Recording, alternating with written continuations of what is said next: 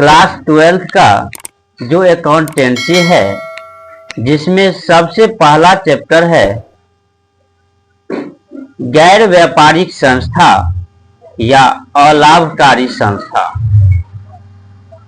ठीक। और इस चैप्टर के अंतर्गत हम जानने का प्रयास करेंगे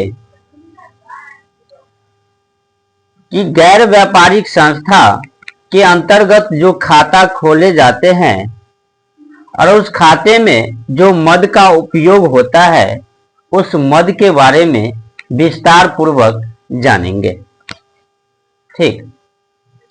यानी कि गैर व्यापारिक संस्था या लाभ न कमाने वाली संस्था या गैर लाभकारी संस्था, ठीक, ये सब एक ही नाम है।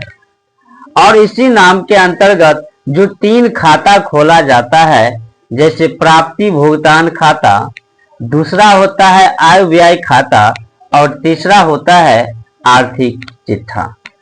और इस तीनों खाते में जो मद का उपयोग किया जाता है, प्रयोग किया जाता है, उस मद के बारे में आज हम जानेंगे। ठीक। कि आखिर कौन सब ऐसे मद है जो इस तीनों खाते में लिखा जाता है ना, और किस प्रकार से किसको लिखा जाता है ना। चलिए, जैसे कि यहां लिखा गया है, गैर व्यापारिक संस्था के खाते में उपयोग की जाने वाले मद है ना। अलाभकारी संस्था के अंतर्गत जो खाते खोले जाते हैं, उसमें जो उपयोग की जाने वाली मद है वह कुछ इस प्रकार से है। जैसे सबसे पहला है चंदा। सबसे पहला है चंदा। ठीक। और चंदा है, चंदा को अंशदान भी कहा जाता है ना। चंदा हो या अंशदान हो, इसका और नाम सदस्यता शुल्क है ना। चंदा, अंशदान और सदस्यता शुल्क, जिसको इंग्लिश में बोलते हैं सब्सक्रिप्शन। ठीक। इंग्लिश में सब्सक्रिप्शन बोलते हैं। और हम जानेंगे यह चंदा क्या होता है ना। चंदा यहाँ एक लड़की के नाम से नहीं है ना। और ये अंशदान, सदस्यता शुल्क के बारे में जानेंगे। देखो, चंदा सदस्यता शुल्क है। चंदा जो होता है वह एक सदस्यता शुल्क होता है। सदस्य का अर्थ होता है कि यदि कोई कंपनी है, यदि है ना, तो कंपनी में जो भी 2-4 लोग रहते हैं, यदि कोई संस्था है, संस्था के अंतर्गत जो और एक ही लोग नहीं है, ठीक, एक से ज्यादा लोग हैं, तो उसके सभी लोगों को क्या बोलेंगे? सदस्य बोलेंगे, है ना। संस्था से जो जुड़े लोग हैं, है ना, जिसका भुगतान सदस्य द्वारा वार्षिक आधार पर किया जाता है ना। और चंदा का जो भुगतान होता है, सदस्यता शुल्क होता है, तो उसका कोई न कोई नियम होता है। कोई भी शुल्क कोई मासिक आधार पर, है ना, कोई चीज जमा करते हैं तो क्या करते हैं, मासिक आधार पर या साप्ताहिक आधार पर, है ना, या मंथली, वार्षिक।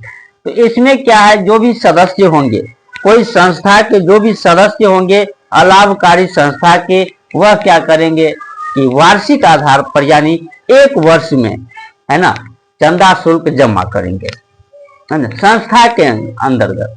ठीक। और संस्था के अंतर्गत जो है जमा करेंगे। ठीक। और वार्षिक आधार पर या गैर व्यापारिक संस्था के लिए आयगत प्राप्ति होती है।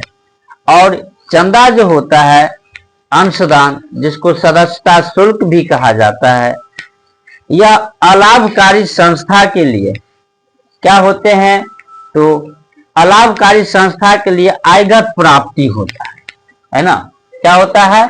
आयगत प्राप्ति। अब आयगत प्राप्ति यहाँ एक नया शब्द आ गया, है ना।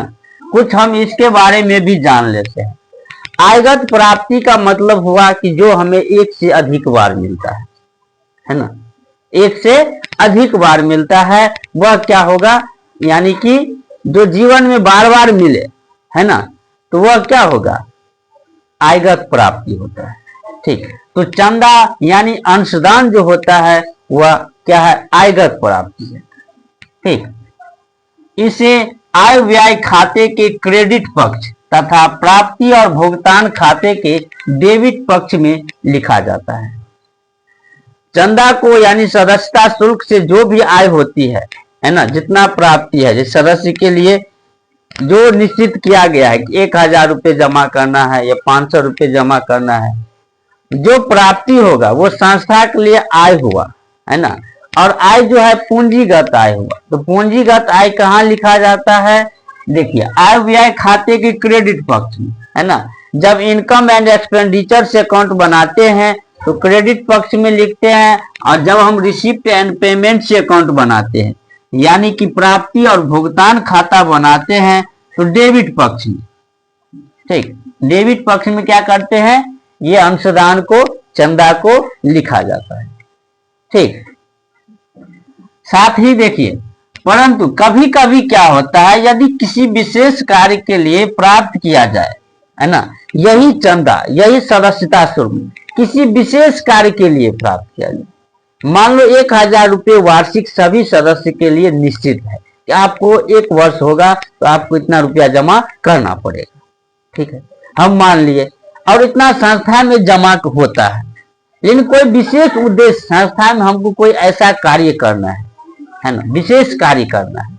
तो विशेष कार्य के लिए यदि हमको चंदा प्राप्त हो, हमको मतलब ये मत समझिएगा हमको, यानी कि अलाभकारी संस्था को, गैर व्यापारिक संस्था को, यदि गैर व्यापारिक संस्था को कोई विशेष कार्य के लिए क्या करे, चंदा प्राप्त है ना, सदस्यता शुल्क मिले, तो वह जो क्या होता है, वह पूंजीगत प्राप्ति माना जाता है। अब पूंजीगत प्राप्ति क्या होता है? आयगत प्राप्ति का मतलब जो हमें बार बार मिले, है ना, हर वर्ष होगा तो हर वर्ष में क्या होगा, सदस्य को देना पड़ेगा, संस्था को मिलेगा। ठीक, लेकिन पूंजीगत प्राप्ति जो होता है वो बार बार नहीं मिलता है। कोई विशेष काम हर एक बार होता है? नहीं होता है, कभी कभी होता है ना, 1 बार या 2, मुश्किल से 2 बार, यानी कभी कभी जो होता है जीवन में मात्र 1 बार, वही पूंजीगत क्या होता है, प्राप्ति होता है। ठीक, जो बार बार मिले आयगत, और जो 1 बार समझो तो वह क्या होता है, पूंजीगत प्राप्ति होता है। और वह ये चंदा जो होता है, सदस्यता शुल्क, यदि विशेष कार्य के लिए दिया जाता है संस्था को तो वह क्या हो जाता है, पूंजीगत हो जाता है ना। तो उसे हम ना आय व्यय खाते में लिखेंगे और ना ही हम प्राप्ति भुगतान खाते में। ठीक, उसे हम कहाँ लिखेंगे? उसे हम लिखेंगे आर्थिक चिट्ठा में, है ना। या चिट्ठा लिखा है, चिट्ठे में दायित्व पक्ष में लिखेंगे, है ना, चिट्ठे के दायित्व पक्ष में लिखेंगे, है ना, लायबिलिटी साइड में हम लिखेंगे किसको? यदि विशेष कार्य के लिए हमको चंदा प्राप्त हो, संस्था को चंदा प्राप्त हो विशेष कार्य के लिए। ठीक, तो ये चंदा थे। ठीक, चंदा के बारे में, है ना, चंदा क्या है, एक सदस्यता शुल्क है, इसे आयगत जो है प्राप्ति माना जाता है। क्यों? क्योंकि यह बार बार प्राप्त होता है। इसे जो है प्राप्ति भुगतान खाते के जो है क्रेडिट पक्ष में, आय व्यय खाते के प्राप्ति भुगतान खाते के डेबिट पक्ष में, आय व्यय खाते के क्रेडिट पक्ष में लिखा जाता है। यदि किसी विशेष कार्य के लिए मिला तो यह क्या हो जाएगा, पूंजीगत, और ये लायबिलिटी साइड में जो आर्थिक चिट्ठा बनता है उस साइड में दिखाया जाता है। ठीक, चलिए अब है सेकेंड, दान, है ना। दान नाम से तो भाई हम पहले ही परिचित है कि दान क्या होता है ना। अब दान, डोनेशन, ठीक, डोनेशन हुआ और दान। ठीक, डोनेशन का मतलब क्या होता है, दान या जो है लाभ न कमाने वाली संस्था के लिए दान एक महत्वपूर्ण प्राप्ति की मद है ना। दान भी क्या है, एक सदस्यता शुल्क के तरह ही एक दान आय है। क्या है? आय है ना। जो अलाभकारी संस्था है, लाभ न कमाने वाली संस्था है, गैर व्यापारिक संस्था है ना, गैर लाभकारी संस्था है, कितना नाम है ना, इसके लिए दान भी एक क्या है, महत्वपूर्ण आय है ना। क्या है? महत्वपूर्ण, एक क्या है, दान एक महत्वपूर्ण प्राप्त की मद है ना। चल दान से अभिप्राय उस प्राप्त राशि से है जो किसी व्यक्ति, फर्म या कंपनी से उपहार के रूप में प्राप्त होता है। दान का मतलब हुआ कि यदि कोई व्यक्ति है या यदि कोई फर्म है, फर्म का मतलब क्या, कोई ऐसा नाम है ना जिसके चलते कोई संस्था चलता है, या कोई जो है फर्म है, कंपनी है, वो सब क्या करेगा, ठीक, किसी व्यक्ति, फर्म, कंपनी से उपहार के रूप में मिलता है ना। उपहार भी वो दान का ही नाम हुआ, ठीक। उपहार के रूप में गिफ्ट जिसको बोलते हैं, है ना, उपहार के रूप में दिया जाता है, कोई व्यक्ति फर्म का हो, और यह नगद या संपत्ति के रूप में प्राप्त होता है। दान क्या होता है, नगद हो या संपत्ति के रूप में प्राप्त होता है, ठीक। और यह दान जो होता है वह संपत्ति के रूप में प्राप्त होता है, नगद के रूप में भी प्राप्त होता है। इसे आय व्यय खाते के क्रेडिट तथा प्राप्ति भुगतान खाते के डेबिट पक्ष में लिखा जाता है। सेम प्रक्रिया, इससे पहले जो आप पढ़े चंदा में, ठीक, चंदा में क्या था, वही प्रक्रिया आय व्यय खाते के क्रेडिट पक्ष में। तो यहां भी क्या है, आय व्यय खाते के क्रेडिट और प्राप्ति भुगतान खाते के डेबिट पक्ष में लिखा जाता है ना, क्योंकि दान भी जो होता है लगभग बार बार जो है प्राप्त होता है ना।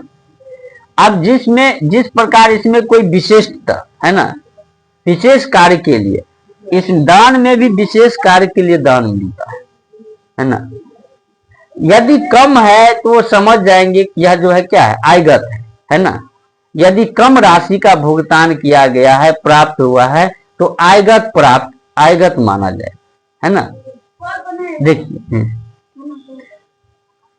यह गैर व्यापारिक संस्था के लिए आयगत प्राप्ति होती है। गैर व्यापारिक संस्था के लिए क्या होता है, आयगत प्राप्ति होता है। क्यों, क्योंकि यह बार बार मिलने वाला चीज है ना। परंतु यदि किसी विशेष कार्य के लिए प्राप्त किया जाए, ठीक, दान भी यदि किसी विशेष कार्य के लिए प्राप्त किया जाए, है ना, तो जब विशेष कार्य के लिए प्राप्त किया जाएगा तो वह क्या होगा, पूंजीगत माना जाएगा। क्या माना जाएगा, पूंजीगत माना जाएगा। और पूंजीगत प्राप्ति को आर्थिक चिट्ठे में लिखा जाता है, दायित्व पक्ष में, है ना। संस्था के लिए आयगत प्राप्ति होती है, परंतु यदि किसी विशेष कार्य के लिए प्राप्त किया जाए, कोई विशेष कार्य के लिए, तो इसे पूंजीगत प्राप्ति मानना चाहिए। इसे क्या माना जाता है, पूंजीगत प्राप्ति माना जाता है, और इसे चिट्ठे में दायित्व की तरफ दिखाया जाता है। कहां दिखाया जाता है, दायित्व की तरफ, ठीक। दान जो होता है वो दो प्रकार के होते हैं, ठीक। दान कितने प्रकार के, दो प्रकार के होते हैं। एक होता है विशिष्ट दान और दूसरा होता है सामान्य दान, है ना। विशिष्ट दान का मतलब वही पूंजीगत प्राप्ति जो कभी कभी प्राप्त हो, है ना। और सामान्य दान का मतलब जो लगभग एक से अधिक बार प्राप्त है ना। मान लो कोई आया गांव में कोई विशेष कार्य कर दिया, है ना, आया, कहा यहाँ पे एक मंदिर बनाओ। जानते हैं कि पूंजीगत प्राप्ति या आयगत प्राप्ति क्या होता है ना। पूंजीगत प्राप्ति होता है जो जीवन में कभी कभी मिलता है ना, यानी एक बार ही चांस रखिए, है ना, एक ही बार जो है मिल सकता है, एक से अधिक बार संभवता नहीं रहता है, ठीक। जैसे यदि कोई आया, मान लो कोई जो है चुनाव में प्रतिनिधि में खड़े हुए और वो आए और बोले गांव में जो है कोई मंदिर बना, तो वैसा काम गांव में यदि मंदिर बनाएगा तो वैसा काम वह हर रोज नहीं करेगा, है ना। जीवन में कभी आया कोई वो बना देगा, ठीक। तो वह क्या हो गया, पूंजीगत प्राप्ति हो गया। क्यों, क्योंकि वो बार बार प्राप्त नहीं होगा, एक ही बार प्राप्त होगा। लेकिन यदि मंदिर बन गया और मंदिर बन गया तो वहां पे जो चंदा मान लो दान दिया जाता है या कुछ दिया जाता है, 1 रुपया 2 रुपया ऐसे चढ़ता है, तो वैसे वो लगभग हर रोज चढ़ेगा मंदिर, है ना, भगवान पे रोज चढ़ेगा, तो वह क्या होगा, आयगत प्राप्ति होगा। क्यों, क्योंकि वह एक से अधिक बार नहीं, बार बार हर रोज का नियम हो जाएगा। लेकिन मंदिर बनाने वाला पैसा हर रोज नहीं आएगा, है ना। यह था पूंजीगत प्राप्ति और आयगत प्राप्ति। ठीक, चलिए अब तीसरा जानते हैं वसीयतनामा या रिक्त, है ना। वसीयतनामा या रिक्त क्या होता है, इसको लीजेसीज बोलते हैं। ठीक, अब देखो वसीयतनामा या रिक्त जो होता है, वसीयतनामा भी एक प्रकार का उपहार या दान है ना। वसीयत भी क्या है, एक प्रकार का उपहार ही है और दान भी है, लेकिन दान में फर्क है ना। यह दान किस प्रकार दिया जाता है और यह वसीयतनामा यानी रिक्त किस प्रकार दिया जाता है। वसीयत भी क्या है, एक दान ही है, उपहार ही है। कैसे, कि जो मृत व्यक्ति की इच्छा अनुसार प्राप्त होता है ना। मान लो कोई ऐसा व्यक्ति है जिसको कोई नहीं है ना, उसके पास संपत्ति है। जब वो मृत्यु के कगार पे रहेगा, नजदीक में रहेगा, तो वह क्या करेगा, अपनी संपत्ति किसी के नाम करेगा या किसी को दान में देगा, तो वह दान ही हुआ, है ना। वह क्या हुआ, दान ही हुआ, वसीयतनामा ही हुआ। वह क्या करेगा, जो मरने से पहले कुछ जो है मंदिर के दान कर दिए या किसी व्यक्ति को दे दिए कि जो हमारा कार्य करेगा, है ना, जो हमारा देखभाल करेगा, उसको हम यह दान करते हैं। मान लो वसीयतनामा जो है ये कभी हर रोज होगा नहीं होगा, क्योंकि यह कभी कभी प्राप्त होगा। मंदिर के लिए सब जो है अपना जमीन कौन देगा, दान करेगा कौन, कोई नहीं कर सकता है। ठीक, कभी कभी हो सकता है। ठीक, तो यह जो क्या है, एक दान है जो मृत व्यक्ति की इच्छा अनुसार क्या होता है, प्राप्त होता है। और यह नगद या संपत्ति के रूप में प्राप्त होता है। नगद भी हो सकता है या संपत्ति के रूप में भी हो सकता है ना। जो व्यक्ति मरने वाले हैं उसके पास यदि कुछ पैसा बचे हैं या कुछ जमीन है, तो वह क्या करेगा, किसी के नाम करेगा, है ना। तो वही वसीयतनामा हुआ जो ये लिखा जाता है। ठीक, और यह भी क्या होता है, यह बार बार प्राप्त नहीं होता है। वसीयतनामा में मिली राशि अनावृत्ति प्रवृत्ति की होती है ना, ये अनावृत्ति प्रवृत्ति की होती है ना। उसके बाद जो है यह पूंजीगत प्राप्ति होता है। पूंजीगत प्राप्ति जान ही गए हैं क्या होता है, क्योंकि वसीयतनामा हर रोज जो है किसी को तो नहीं मिलेगा, है ना। भाग्य जिसका रहे उसी को मिलेगा। इसे चिट्ठे के दायित्व भाग में दिखाया जाता है। इसे कहाँ दिखाया जाता है, चिट्ठे के दायित्व भाग में दिखाया जाता है। ठीक, चिट्ठे के किस भाग में, दायित्व भाग में, क्योंकि यह पूंजीगत प्राप्ति होती है। जब वसीयत की राशि कम हो, यदि मान लो वसीयत की राशि बहुत कम हो, ठीक, तो उस समय हमको मान लेना चाहिए या मानना चाहिए यह क्या है, आयगत प्राप्ति है ना। क्या है, आयगत प्राप्ति है। लेकिन ज्यादा से ज्यादा क्या, ये क्या है, पूंजीगत प्राप्ति ही माना जाता है। देखो जैसे ये चंदा हुआ, अंशदान, सदस्यता शुल्क, यदि कहा ये कौन सा आय है, आयगत है या पूंजीगत है, तो माना इसको आयगत ही जाएगा, है ना। क्या माना जाएगा, आयगत ही माना जाएगा। यदि पूंजीगत होगा तो इसमें लिख दिया जाता है कि ये पूंजीगत माना जाता है। ठीक, यानी चंदा क्या होता है, आयगत प्राप्ति ही माना जाता है ज्यादा से ज्यादा। दान, दान भी क्या होता है, दान भी आयगत प्राप्ति ही माना जाता है। दान भी क्या होता है, आयगत प्राप्ति ही माना जाता है। लेकिन जब यदि हम इसको पूंजीगत मानते हैं तो प्रश्न में लिख दिया जाता है कि इसे पूंजीगत मानना है। ठीक, वसीयत, वसीयत को आप साधारण आयगत नहीं मानेंगे। वसीयत कहेगा क्या है, तो वह क्या है, पूंजीगत प्राप्ति है ना, ये पूंजीगत प्राप्ति होता है। और यदि कभी ये आयगत हुआ तो इसमें लिख दिया जाता है कि यह आयगत हुआ। ठीक, इसमें हम 3 मद के बारे में विचार किए, है ना, बताए, चंदा, अंशदान या सदस्यता शुल्क, दूसरा दान और तीसरा वसीयतनामा। ठीक, उम्मीद है कि आप लोगों को यह वीडियो अच्छा लगा होगा।